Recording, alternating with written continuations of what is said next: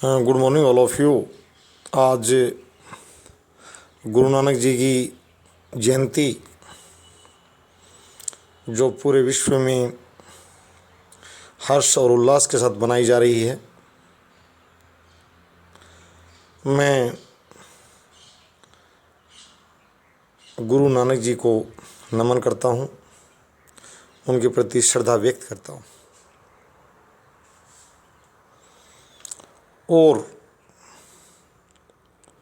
उनके आदर्शों को आत्मसात करने का आह्वान करता हूँ।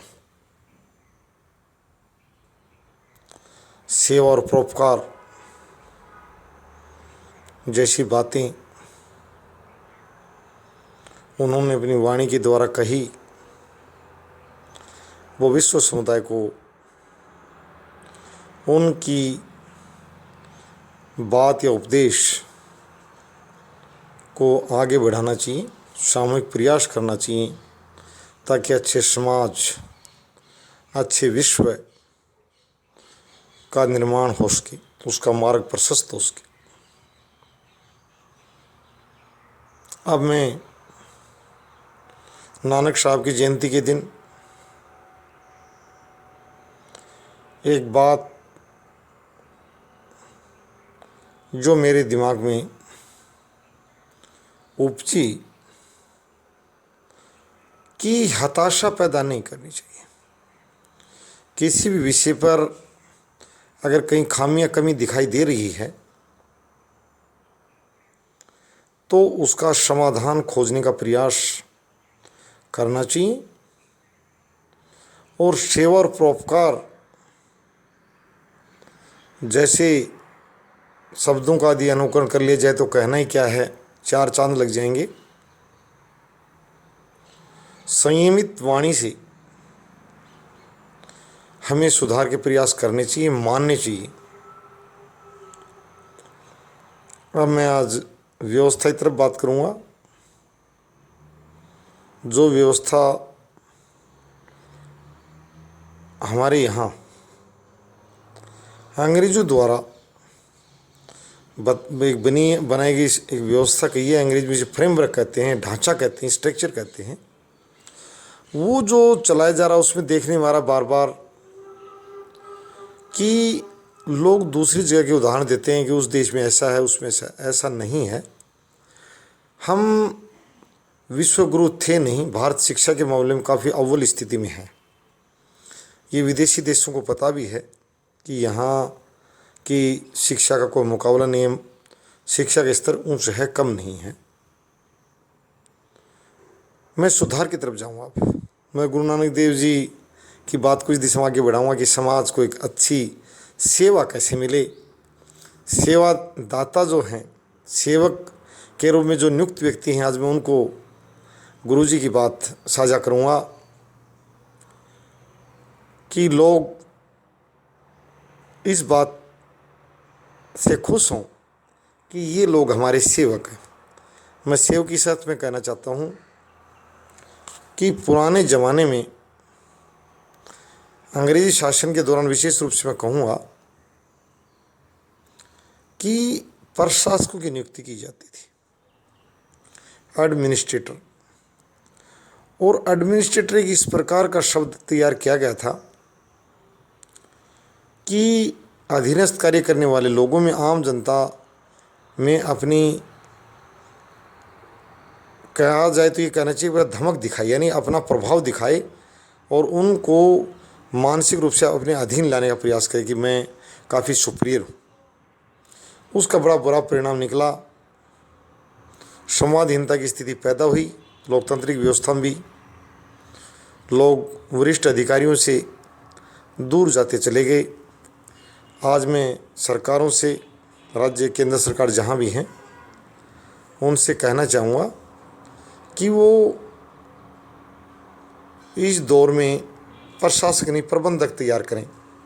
आज मैं प्रधानमंत्री महोदय और सभी मुख्यमंत्रियों से ये बात साझा कर रहा हूँ। कल क्यों मैंने सुना था राजस्थान में भी जो शिक्षक सम्मान दिवस के समय पर कुछ शिक्षकों ने और मुख्यमंत्री महोदय को बताया कुछ, वो अखबार की सुर्खियों में उसी लाइन में नहीं कह सकता, उन्होंने जो जिस ढंग से कुछ बातें रखी थी उनकी प्रशासनिक खामियों पर लेकर, उनके विभाग की खामियों को लेकर कि वहाँ ट्रांसफर इस आधार पर की जाती स्थानांतरण पर मैं एक छोटी बात साझा करूँगा। जब ये बात चल गई राजस्थान की हो चाहे अन्य प्रदेश हो, बड़ी ट्रांसपेरेंसी होनी चाहिए। मैच्योरिटी जो लोकतंत्र की जो परिपक्वता है उसमें सबसे बड़ा ये भी देखा जाता है कि ट्रांसफ़र जो पैटर्न हो वो बड़ा ट्रांसपेरेंट हो, इरेगुलरिटीज ना हो, उसमें अनियमितताएं ना हो, कोई विधायक या सांसद या अन्य जनप्रतिनिधि अपने निजी स्वार्थ के लिए ऐसा ना करे। किसी व्यक्ति का कहीं अगर स्थानांतरण दूर दराज में किया जा रहा है तो उसके पीछे तर्क होना चाहिए कि इस वजह से किया जा रहा है।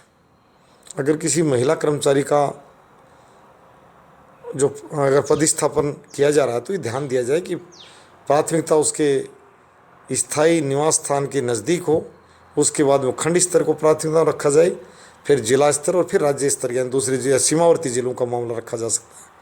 क्यों ये बात भी काफ़ी बड़े पैमाने पर सामने आ रही है, इस तरह की अनियमितताएं राज्य सरकारों द्वारा देखने में आ रही है।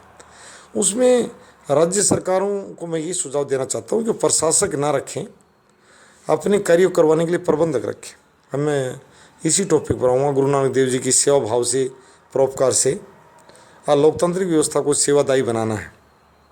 लोगों को लगे कि शासन हमारी सेवा के लिए, हमें शासित करने के लिए, हमारी सेवा के लिए शासन। उसी में सेवा वाले शासन की तरफ जा रहा हूँ कि प्रशासकों को भविष्य में कम से कम तैयार करें, प्रबंधक ज़्यादा तैयार करें।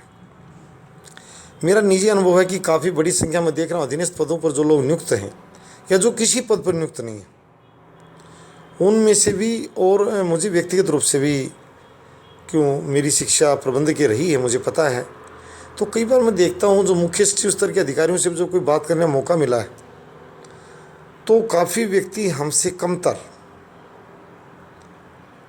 प्रबंधकीय ज्ञान वाले मिले। प्रशासनिक ज्ञान हो सकता है, अधिकारियों को ऑर्डरिंग करने का उनका पैटर्न की बात नहीं करूँगा, परंतु अगर प्रबंधन की बात की जाए तो ज़्यादा अच्छी खासी उनकी योग्यता दिखाई नहीं दी। मैं भारतीय प्रशासनिक अधिकारियों को कहूँगा कि वो प्रबंधकीय योग्यता वाले कार्य सीखें, प्रबंधकीय डिग्रियां हासिल करें। जब उनको ये कहा जाता है कि वो बाहर जा रहे हैं, विदेश में शिक्षा ग्रहण करने के आकस्मिक अवकाश ले रहे हैं, तो मैं सरकारों से कह रहा हूँ कि मुख्य सचिव स्तर के अधिकारी भी ज़्यादा प्रबंधकीय ज्ञान से युक्त नहीं हैं।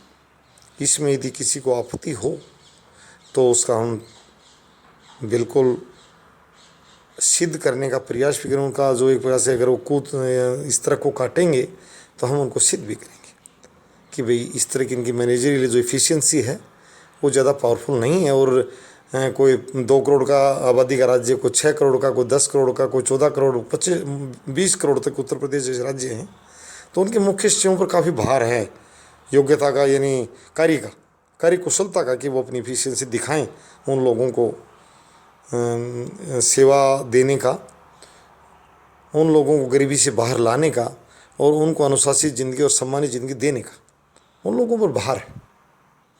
और वो उसको कैसे वहन करें, उसका निदान कैसे करें, उसके कारण उपाय कैसे ढूंढें, इस पर ध्यान दें। और मैं ये राज्य सरकारों से पुनः अनुरोध करता हूँ कि उनके मुख्य सचिव जो हैं वो प्रबंधकीय स्तर पर, मैं पहले बता चुका हूँ कि बहुत उच्च श्रेणी के प्रबंधकीय ज्ञान से युक्त नहीं है।